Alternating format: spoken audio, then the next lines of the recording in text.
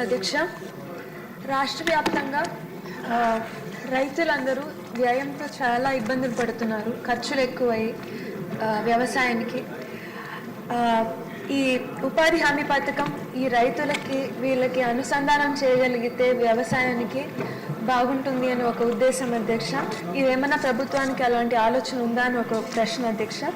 అలాగే సత్యసాయి జిల్లాలో 10 మండలాలు, ఇంకా అనంతపురం జిల్లాలో 7 మండలాలు బాగా వెనుకబడిన మండలాలుగా గుర్తించారు అధ్యక్ష. అలాగే రాష్ట్ర వ్యాప్తంగా 54 మండలాలని వెనుకబడిన మండలాలుగా గుర్తించారు అధ్యక్ష. ఈ మండలాల్లో ఈ 100 రోజులు వర్కింగ్ డేస్ కాకోకుండా వీళ్ళకేమన్నా 150 రోజులు ఇవ్వగలిగితే బాగుంటుంది అని ఒక ఉద్దేశం అధ్యక్ష. అదేమన్నా వీలు పడుతుందేమో అని మంత్రివర్యుని కోరుతున్నాను అధ్యక్ష. అలాగే ఉపాధి హామీ పథకంలో పనిచేసే వర్కర్స్కి మౌలిక సదుపాయాలు కల్పించాలని, ఏదైనా మజ్జిగ కానీ నీరు కానీ, లేదంటే అక్కడ వాళ్ళు తీసుకెళ్లే వాళ్ళ చిన్న పిల్లలకి ఏదైనా ఆయా అలాంటివి ఏమన్నా వీళ్ళకి ప్రొవిజన్స్ పెట్టగలుగుతారా అని ఒకటి అధ్యక్ష. ధన్యవాదాలు.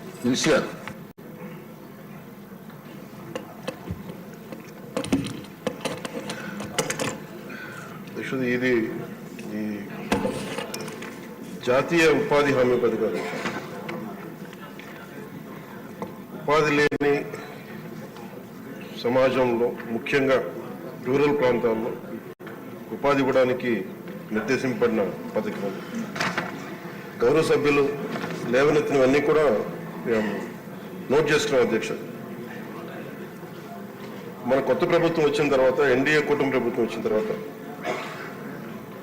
గౌరవ ముఖ్యమంత్రి చంద్రబాబు గారి నేతృత్వంలో దాదాపు 4,500 కోట్ల రూపాయలు వేజ్ కానీ మెటీరియల్ కాంప రెండు కలుపుకొని మనం మనకి బడ్జెట్ ఉన్నది అధ్యక్ష. 7 crore మ్యాండేస్, 30,000 పండ్లు.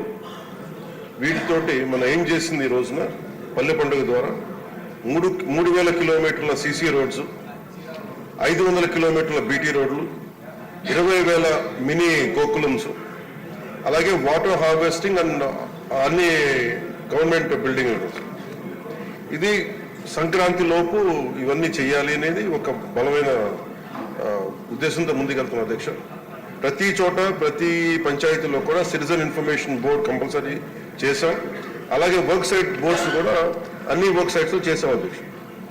ఇప్పుడు గౌరవ సభ్యులందరూ కూడా ఒక్కొక్కరిగా చెప్పి చూస్తే, ముఖ్యంగా మన ఇప్పుడు అనంతపురం నుంచి గౌరవ సభ్యులు చేసింది మౌలిక సదుపాయాలను కల్పిస్తామా అక్కడ పనిచేసే ఉపాధి హామీ కూలీల కంటే, ఖచ్చితంగా అది ఈ యాక్ట్లో ఉంది అధ్యక్ష.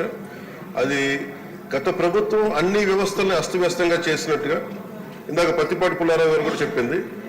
దాదాపు కొన్ని 13,000 కోట్లు దారి మళ్లించారు. చాలా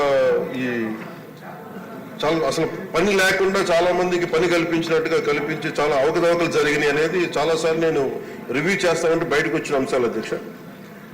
అలాగే వీటిని ఆ దారి మళ్లించిన నిధులు ఏమైపోయినాయి వీటి మీద కూడా ఒక రివ్యూ చేస్తా ఉన్నాం. కానీ చాలా కొంచెం లోతుగా వెళ్లాల్సిన అవసరం ఉంది. అలాగే మౌలిక సదుపాయాలు కల్పిస్తారన్న ప్రశ్నకు మటు ఖచ్చితంగా కల్పించే ఉంది. ఎందుకంటే ఇది మానవతా దృక్పథంతో చేయటమే కాదు, ఇది రూల్లో ఉంది. ఇది వాళ్ళకి కావాల్సిన మెడికల్ కేర్ కానీ, వాళ్ళకి కావాల్సిన కనీసం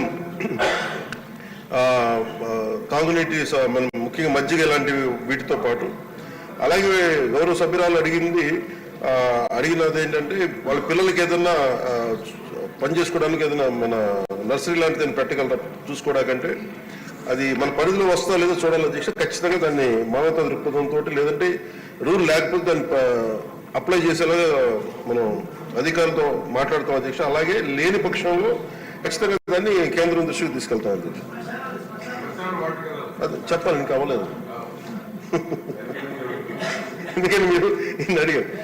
అలాగే జాబ్ కార్డ్స్లో అవకతవకల్ని ఖచ్చితంగా పరిశీలిస్తాం అధ్యక్ష.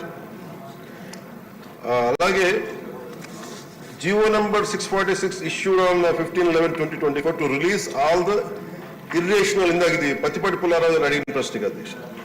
GO number 646 issued on 15/11/2024 to release all the irrationally deducted payments amounting to 331 crores by the previous government.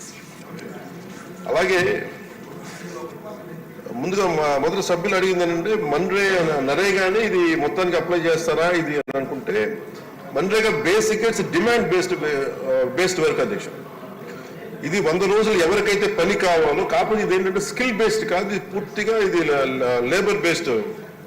It is not mandatory but demand driven. So ఎవరైతే 100 రోజులు మాకు పని కావాలి అని వాళ్ళకి హక్కు అయితే అది 15 రోజులు ఇవ్వలేకపోతే వాళ్ళకి మన కాంపెన్సేషన్ కూడా పే చేయాలి. అలాగే ఇంకొక ప్రశ్నకు అధ్యక్షుడు సపోర్టింగ్, ఇప్పుడు మనకి వ్యవసాయ ఆధారిత పనులకు కూడా దీని అనుసంధానం చేస్తారా అంటే we are supporting agricultural and allied activities is a priority for NREGA. జాతీయ ఉపాధి హామీ పథకానికి ఖచ్చితంగా దీన్ని అనుసంధానం చేయాలనేది కూడా మా ఉద్దేశం. దాని ప్రకారం ముందుకు తీసుకెళ్తాం అధ్యక్షుడు. అలాగే గుర్రపు డెక్క ఇలాంటివన్నీ కూడా desilting of Pond's and canals ఇవన్నీ చేయగలమా లేదంటే ఇది as per MNREGA rules it can be done. అది ఖచ్చితంగా దాన్ని మీరు గౌరవ ఎమ్మెల్యేలు ఎవరైనా సరే, సభ్యులు ఎవరైనా సరే పంచాయతీ అధికారుల దృష్టికి తీసుకెళ్తే ఖచ్చితంగా దాన్ని ప్రయారిటైజ్ చేసి దాన్ని తీసుకెళ్తాం అధ్యక్షుడు. అలాగే డిస్ట్రిక్ట్ ఎలా యూనిట్ చేయాలి అంటే district as unit is decided by the government of India, not by the government of Andhra Pradesh. అలాగే ఇంకొక ప్రశ్న అయితే 1.49 lakh job cards already completed for 100 days of employment. 5.85 lakh wage seekers working on work sites today. It will further increase in coming days. Gravel roads also can be taken as per the demand addition. ఇవన్నీ ఉన్నాయి అధ్యక్షుడు. ఇవన్నీ కాకుండా గతంలో మనం లోకేష్ గారు ఉన్నప్పుడు పత్తిపాటి పుల్లారావు గారు చెప్తే 22 శాఖలతో అనుసంధానం జరిగింది. ఈ ప్రభుత్వం వచ్చాక దీన్ని కొంచెం అవకతవక చాలా అస్తవ్యస్తంగా చేశారనేది. ఖచ్చితంగా more greater coordination needed with all the departments. We will completely look into it. Will look into the issues. కూర్చున్నారు ఏంటండి